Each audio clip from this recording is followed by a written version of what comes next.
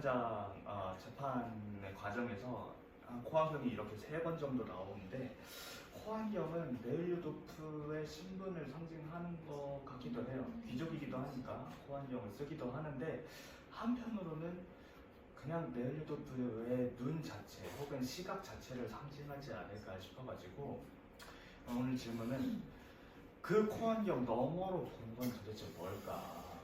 이 네일류도프는 귀족 출신에다가 그래서 영지도 가지고 있어서 유복하게 살고 있었고, 이 마슬로바는 네일류도프의 고문에서 일했던 하녀이기도 하지만 또 피후견인이기도 했던 사람이에요. 그래서 이 둘이 처음엔 만났다가 네일류도프가 이런 나쁜 짓을 하면서 안 좋게 끝나게 되고, 그러면서 마슬로바의 인생은 계속 내리막길을 걷게 돼요.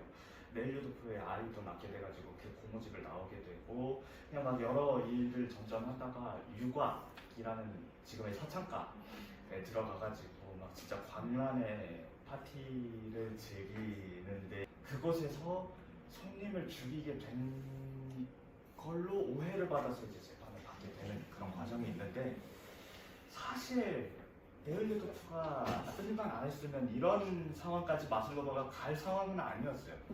그래가지고 처음에는 이제 고모네 집에 방문을 하게 됐을 때, 대학생 때 보게 돼가지고 되게 마슬로바가 예뻐가지고 그냥 이제 그때는 잘 지내면서 그냥 서로에게 호감을 가지고 있던 시기였는데, 1년 후에 네일류도프가 다시 돌아오게 되는데, 이때는 군인이 돼서 돌아오게 됐는데, 군인이 돼가지고 이미 사회의 어떤 것들에 찌들어 버린 거예요. 군인들 사회에 있다 보니까 야, 여자 다루려면 이렇게 하면 돼. 처음에는 그래서 마슬로바를 그냥 정말 순수한 의미에서 좋아했는데, 3년 후에 다시 보니까 여전히 이쁘니까 이제 또 짐승이 하나 튀어나오는 거죠. 그래가지고 이제 전쟁을 하기 위해서 떠나야 했는데, 그 전날에 바로 그냥 마슬로바를 덮쳐버린 거죠. 이제 가야 하는 날에 작별 인사랍시고 100루블짜리 지폐를 든 봉투. 네일류도프는 이미 그런 것 따위 신경도 쓰지 않는 사람이 되어버렸기 때문에 그러한 상황에 있었고, 이때부터 사실 죄가 시작된 거죠. 근데 그래도 네일류도프가 이것 때문에 불안해하기는 했는데, 왜 불안했냐면, 이게 알려지면 내 체면 어떡하지? 나 귀족인데? 이런 일 알려주면 나 큰일 난대. 마슬로바가 어떤 인생을 살지에 대해서 걱정 전혀 없고, 그 재판장에서 마슬로바를 보니까 그때 내가 하필이면 또 부활절 이후에 버린 거죠. 이 일 아니었으면, 내가 그때 그 짓 안 했으면 마슬로바 징역 안 받는데 여기 안 있을 텐데 라는 그러한 괴로운 생각들이 그 순간에 딱 떠오른 거죠. 그래가지고 이제 마슬로바를 구해주려고 막 직접 만나기도 하지만, 마슬로바가 거의 절망적인 선고를 자기한테 내버려요. 다 끝났어요. 이제 난 징역형 선고 받을 몸이에요 라는 그런 마슬로바를 보게 되고, 이제 사실 이 법정에 관계된 거는 귀족이다 보니까 배심원으로 참석해달라라는 편지를 받게 돼서 오게 됐어요.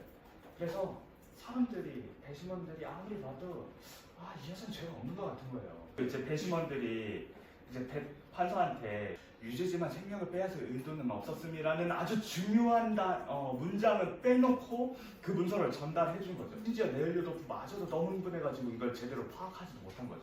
재판장을 받아보니까 아무리 봐도 이상한 거예요. 이러면 징역형 확정인데 이 사람들이 뭔가 돈 거 아닌가? 근데 이런 재판장도 사실 좋은 사람 아니었어요. 방탕한 재판장이라고 하거든요. 그래가지고 판사가 한 3명 있었어요. 그래서 옆에 있는 사람이 이렇게 되면 징역형이잖아요. 근데 여자한테는 죄가 없어요 라고 말을 하니까, 그 재판장, 이제 3명 중에서 가장 우두머리가 되는 재판장이 시계를 딱 쳐다보는 거예요. 그러니까 그거 어쩔 수 없지만 이 여자는 징역형이네요. 근데 왜 시계를 쳐다봤느냐, 이미 재판 전에 자기 애인인 스위스 여자가 이미 그를 기다리고 있었던 거예요. 이 재판장은 재판에 관심이 없어요. 지금 그냥 오로지 이 재판 빨리 끝나야 이 여자 만날 수 있을 텐데. 근데 부인도 똑같은 사람이었어가지고 부인도 그런 사람이었고, 이 여자 만나려고 지금 재판은 빨리 끝나고 싶고, 근데 재판은 자꾸 뭔가 길어지게 되니까 시기 한번 쳐다보면서 압박한 거죠.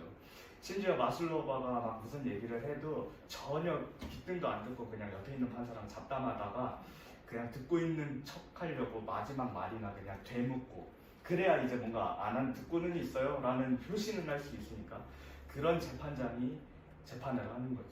그래가지고 막 그런 잘못된 것들이 제대로 드러나지도 않는데 그러면은 옆에 있는 판사가 조금 이건 아무리 봐도 잘못됐다라고 강력하게 항변이라도 할 텐데 그런 사람도 아니었어요. 어떤 얘기가 있냐면 이제 막 라블레라는 사람이 그런 얘기를 쓴 적이 있대요. 어떤 법률가가 엄청 긴 법조문을 라틴어로 쓴 거를 그냥 사람들한테 막 낭독을 해요. 라틴어로 썼으니까 일반 사람들은 하나도 못 알아듣죠. 온갖 법률을 드러내서 막 이 사람이 잘못됐다 저거 막 얘기를 하다가 자 이제 정합시다 해가지고 재판받는 사람들한테 주사위를 딱 던지게 해요. 그래서 주사위에서 짝수가 나오면 원고가 옳은 거고 홀수가 나오면 피고가 옳은 거로 합시다 라는 얘기가 지금 여기서 일어나고 있는 거예요. 이 옆에 있는 배석 판사가 선량한 사람이래요. 근데 선량한 사람이면 말릴 법한데 하는 짓이 뭐냐면 문서의 번호들을 다 한번 세봐요. 근데 아무리 봐도 그게 3으로 나눠 떨어지지가 않아. 3으로 나눠 떨어지지 않건 뭐 나눠 떨어지건 간에 선량한 성격 때문에 그냥 재판장에 이 여자 유죄해줘야 된다라는 그 말에 그냥 찬성한 거죠. 이건 선량한 건 아니죠.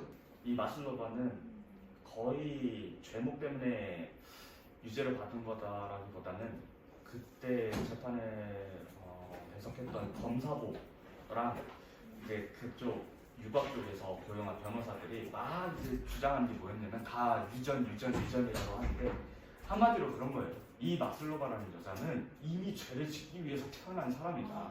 이 여자한테는 이미 죄가 태어날 때부터 그 유전자가 있었기 때문에 이 여자는 우리 사회로부터의 감염을 바이러스다. 그렇기 때문에 감옥에 쳐넣는 게 맞는 것이다. 라는 건데 이 검사부도 어떤 사람이냐면 이제 동료 검사가 전날에 은퇴를 한답시고 이제 송별회를 한답시고 술을 진탕 마시고 와서 여자랑 밤새 놀고 와가지고 이 재판에 들어왔는데 심지어 이 사건에 대한 어떤 문서도 제대로 파악도 안 하고 이날 와서 읽은 거예요.